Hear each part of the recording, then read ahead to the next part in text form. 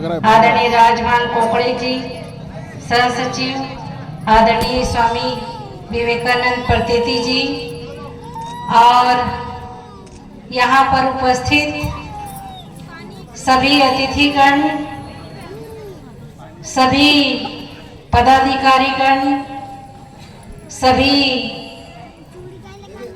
इस आयोजन में, इस कार्य को सफल बनाने में लगे हुए समस्त हमारे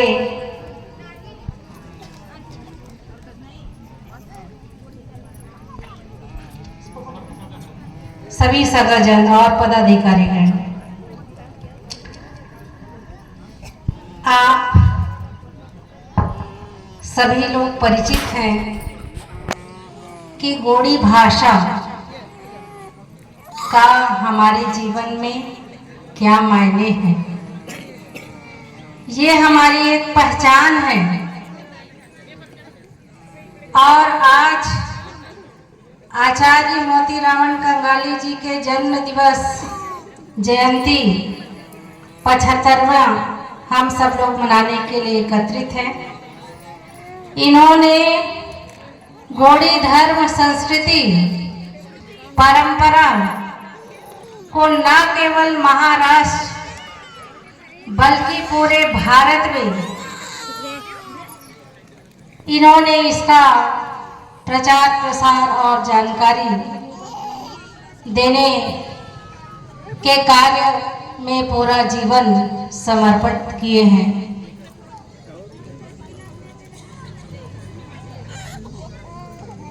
इनके पहले महाराष्ट्र की बात तो मैं नहीं जानती, छत्तीसगढ़ में गोंडवाना समाज की जो स्थिति है, बस्तर में गोड़ी धर्म और सभ्यता संस्कृति को बचा कर रखा गया है, लेकिन जो मध्य भाग है और सरगुजा के कुछ भागों को छोड़ दे तो पूरा छत्तीसगढ़ के गोंडवाना समाज दूसरे धर्मों के संपर्क में आकर के अपने अस्तित्व और पहचान को खो रहा था।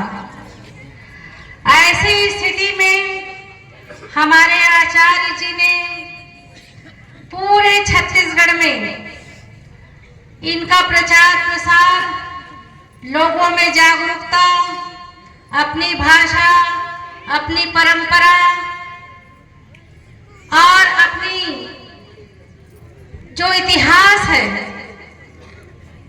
वो ऐसा है और आपको ऐसा जीवन जीना है और आने वाले जो हमारे पीढ़ी के लोग हैं, पीढ़ी दर पीढ़ी इसको फैलाना है और अस्तित्व को बचाना है। आज हम सब लोग यहाँ पर 75 जन्म दिवस जयंती, गोड़ी भाषा दिवस मनाने के लिए एकत्रित हुए हैं, लेकिन आप सब लोग को पता है कि आदरणीय चंद्रलेखा मोतीराम कंगाली जी की तबीयत बहुत खराब है, शारीरिक रूप से बहुत अस्वस्थ है और उन्होंने अपना संदेश भिजवाया है जिसको मैं पढ़कर सुना रही हूँ और आप सबको पता है मैं उनकी समधन हूँ और इस नाते उसके विचार को मैं यहाँ पर रख रही हूँ। आज इस कार्यक्रम में उपस्थित सभी माननीय गणों को मेरा सेवा सेवा जय सेवा जय गोंडवाना। आचार्य मोतीराम कंगाली जी के 75वें जन्म दिवस के उपलक्ष्य पर सभी सगाजनों के हर्षोल्लास को देखकर मुझे अत्यंत आनंद हो रही है, क्योंकि आज सही मायने में ज़्यादा से ज़्यादा सगाजनों तक गोड़ी भाषा दिवस मनाने के पीछे का तात्पर्य एवं उसका सार आप सभी के समक्ष रखने का मुझे अवसर मिला है।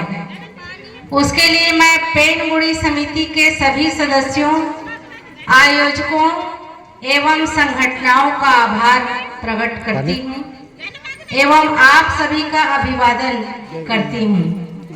किंतु प्रत्यक्ष रूप से आपके समक्ष अपने विचार प्रकट करने में असमर्थता के कारण मैं सभी सगाजनों से क्षमा प्रार्थी हूँ। गोंडी भाषा का सार जानने के पहले गोंड, गोंडी, गोंडवाना जैसे शब्दों की व्युत्पत्ति, उद्गम जानना बहुत आवश्यक है। अनन्य विचारकों के अनुसार यह शब्द हमें बाह्य स्रोतों द्वारा प्राप्त हुए, विशेषतः उनके अनुसार ये शब्द 12वीं सदी के बाद बाहरी आक्रमणकारियों द्वारा दिए गए। अपितु हम सभी को ज्ञात है कि गोंडी सभ्यता अनादिकाल से निरंतर पीढ़ी दर पीढ़ी लोकगीतों, किंवदंतियों एवं लोक नृत्यों द्वारा प्रकृति के सानिध्य में रहकर प्राकृतिक संरचना में संतुलन बनाते हुए उसका संगोपान करती आ रही है। इसलिए गोंड, गोंडी, गोंडवाना जैसे शब्दों के उद्गम के बारे में इस सभ्यता में प्रचलित किंवदंतियों एवं लोकगीतों के माध्यम से पता चलता है। मूलतः गोंड शब्द की उत्पत्ति गोंडी शब्द से हुई है, जिसका अर्थ है 5 वस्तुओं,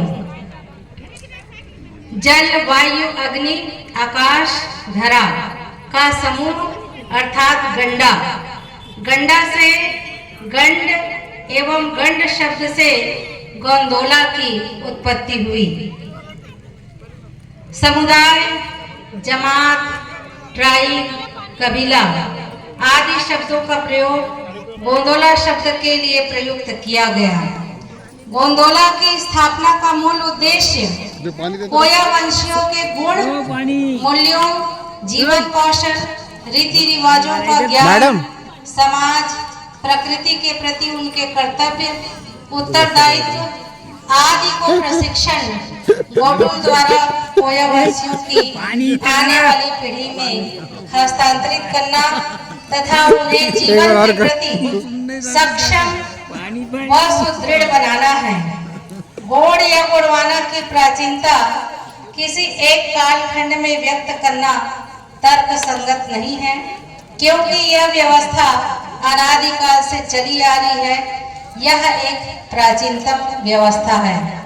गोंड शब्द जाति बोधक नहीं है, क्योंकि गोंड, गोंडी या कोया वंशियों की व्यवस्था किसी व्यवसाय, वर्ण पर नहीं, अपितु कोया वंशियों, कोयतिरों के समुदाय में उनकी श्रम, क्षमता एवं कुशलता पर आधारित है।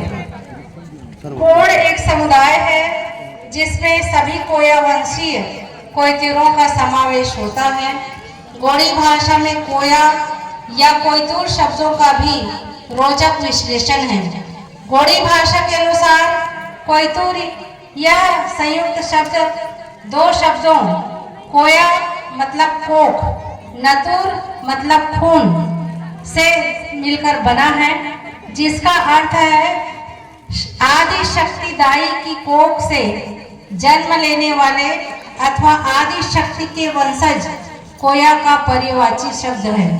गुफा अतः गुफा में रहने वालों को कोया वंशी कहा गया है। यह जगदीय तथ्य है कि कोया वंशी कोयतुर अनादि समय से गुफा में रहते आए और धीरे धीरे जंगल में आवश्यकता अनुसार समुदाय में बसने लगे। इसी कोया वंशी की गोंडी व्यवस्था एक समुदाय व्यवस्था है, जहां सभी कोया, कोयतुर, बैगा, ओझा, कंडरी, कोई कोपाल, पडाटी, थोटी, कोलम, नाइक, कोंड, खोंड, भारिया, बिजवार, कुरुप, परजा, सुलझरी आदि आपस में सगा भाव के साथ अपने श्रम एवं कौशल के आधार पर एक दूसरे पर निर्भर रहकर सगा युक्त सामाजिक व्यवस्था के महत्वपूर्ण घटक है।